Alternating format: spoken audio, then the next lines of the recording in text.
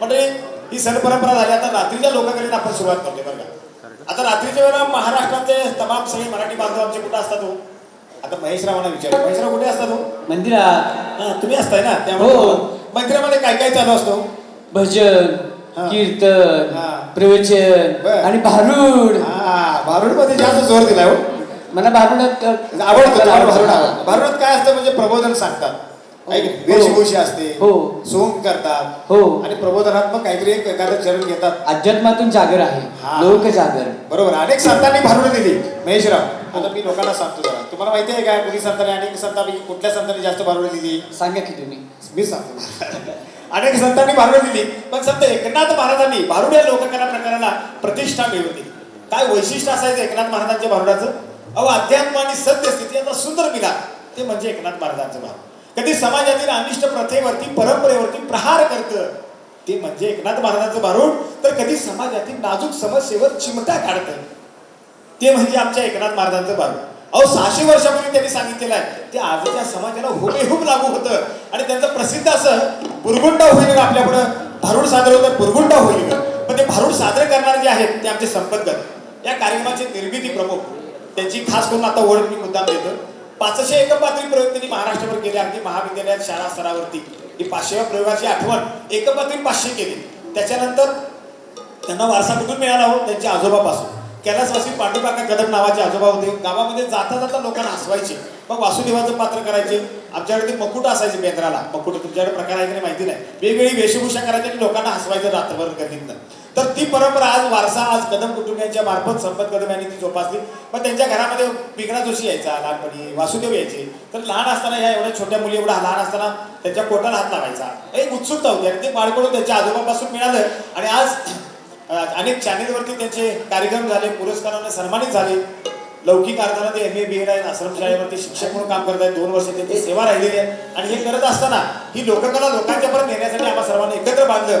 एकपात्रीचा 500वा प्रयोग त्यांनी टप्पा ओलांडला. आज आम्हा सर्वांना घेऊन समूहाचं दान लोककलेचं व्रत प्रबोधनाचं घेऊन महाराष्ट्रभर आणि महाराष्ट्राच्या बाहेर आज 500वा एकपात्री प्रयोग करतायत. आणि त्यांचा आता बुरगुंड भारुड सादर करतोय आपण. त्यांच्यासाठी एकदम जोरदार टाळ्या वाजूया. आणि त्यांचा बुरगुंडा काय सांगतोय आपल्याला संदेश आपण ऐकूया त्यांच्या तोंडात.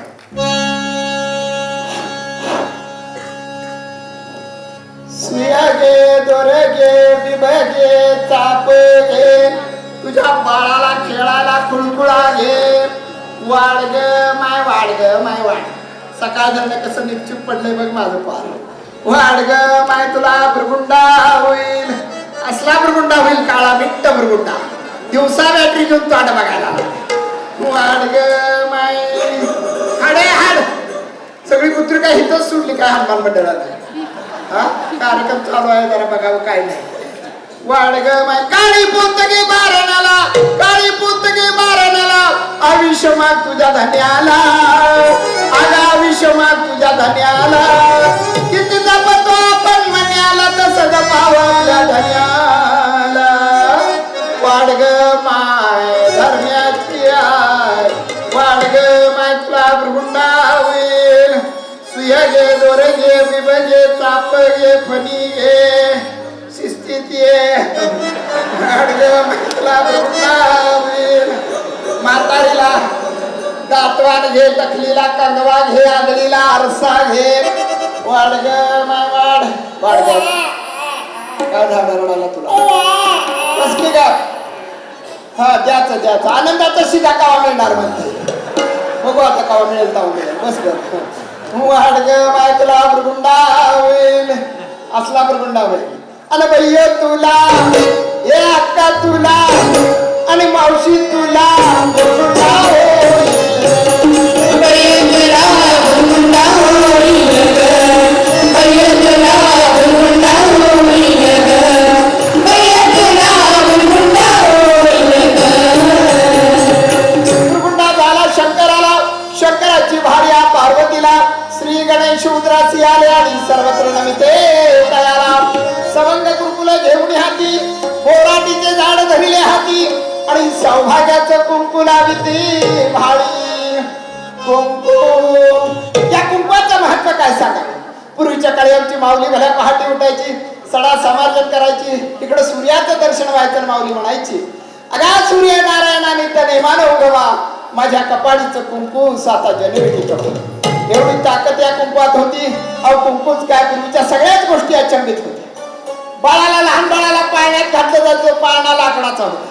त्या पाळण्यावरती चिमणाळा असायचे, त्या चिमणाळ्याकडे बघत बाळ खेळत बसायचं. आता चिमणाळा गेला आणि बारका झिरो बल आहे. डॉक्टर म्हणतोय बल तेवढा काढा नाही, डोळ्यावर परिणाम होईल बाळाच्या. तर असं हे पूर्वीचा काळ होता. त्या ह्याला जोजवण्यासाठी पाळण्याला एक आजीबाई घरात असायची, ती म्हणायची, अडगुळ मडगुळ माझं रुपयाचा वाळा. काय म्हणायची ती? अडगुळ म्हणजे आडगोल आहे, माडाचं झाड गोल आहे, रुपयाचा वाळा गोल आहे. अरे गोळाची कल्पना आजी त्याला पाळण्यात देत होती. अशी ही संस्कृती. काय झालं बस की का दादा मला लागलेस माऊली हा काय झालं, लागलं की सारखं रडा लागले माझं बाळ. त्याला फिरवून आणतो. ए बाबा का बस.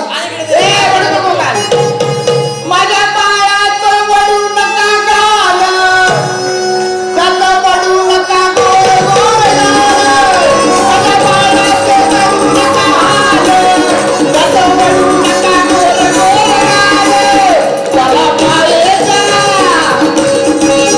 त्याला पायाच्या पदरानं बांधावे.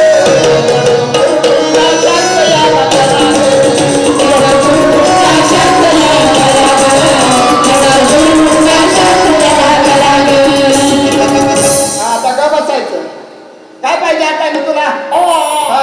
काढायचं काढायचं. माझं आधार कार्ड केव्हा काढणार म्हणते? हा अजून लई नंबर आहे आधार कार्डाला, मग तुझा नंबर. हो अडग माय तुला गुंडा होईल. आणि भैया तुला, हे अक्का तुला, अगं मावशी तुला गुंडा होईल.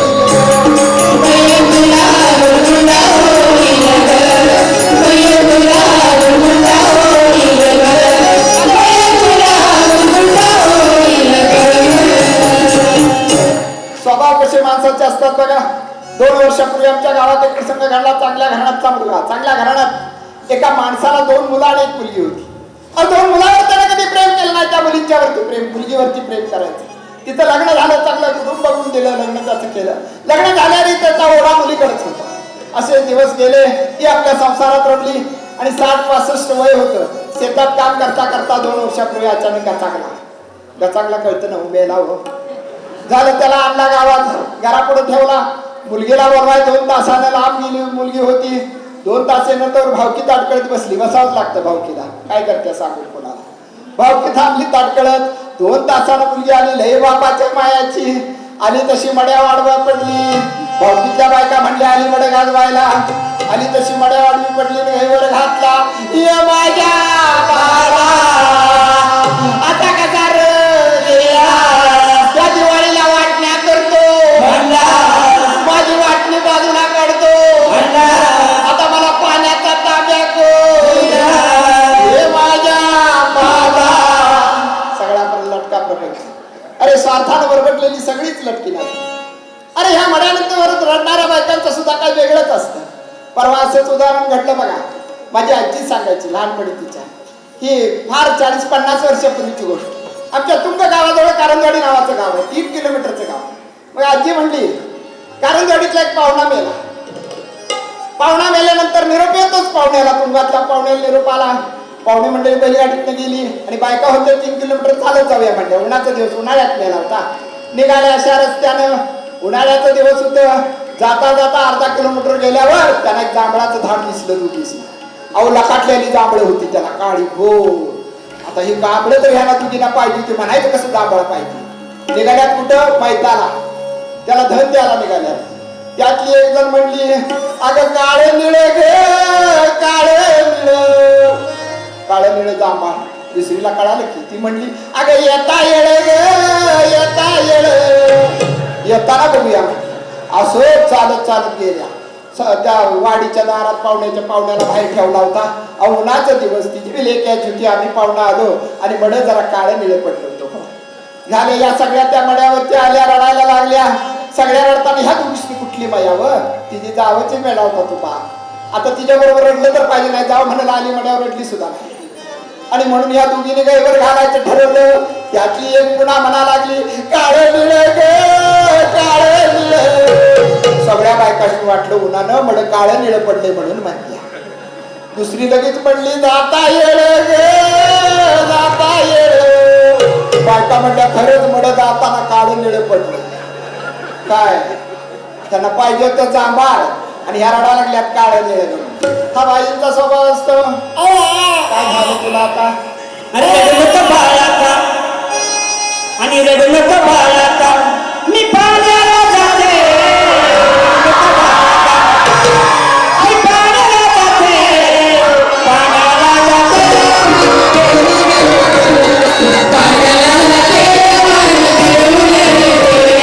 पाण्याला जाते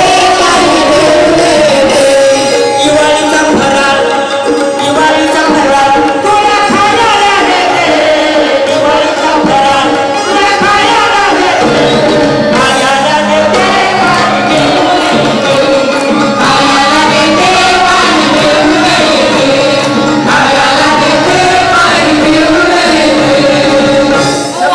हा बस का पाचा रडायचं नाही. का पडलं नाही? अवकाळच दिसतंय बापावत गेले व बाप यासारखा मिळतो. आता नाही आगावपणा केलास तर जरा मोठा हो तुला टिळेकर सरांच्या अकॅडमीतच टाकते म्हणजे सरळ होईल.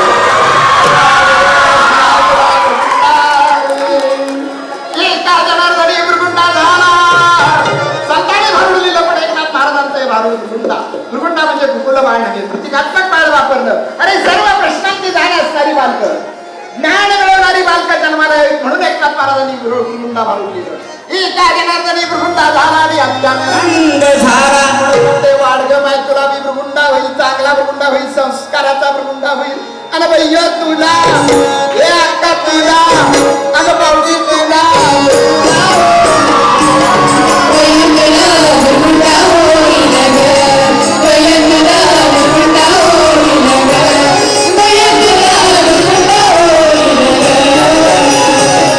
वातावरण निर्माण करणारी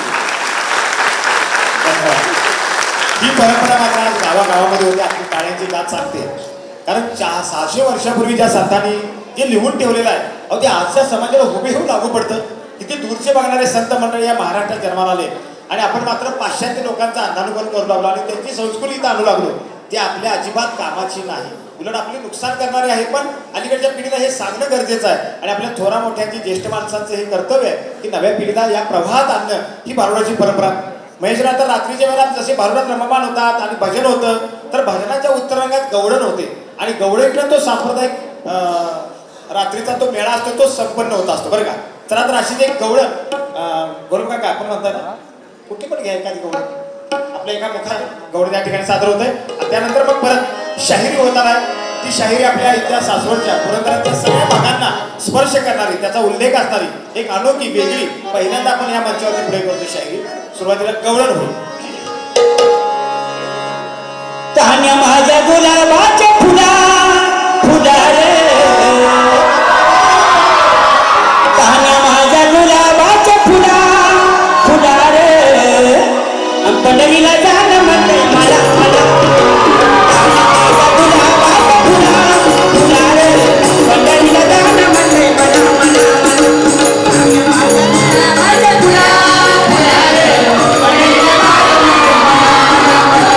तान्या माझ्या गुलाबाच्या फुला फुला रे पंढरीला जाणं म्हणते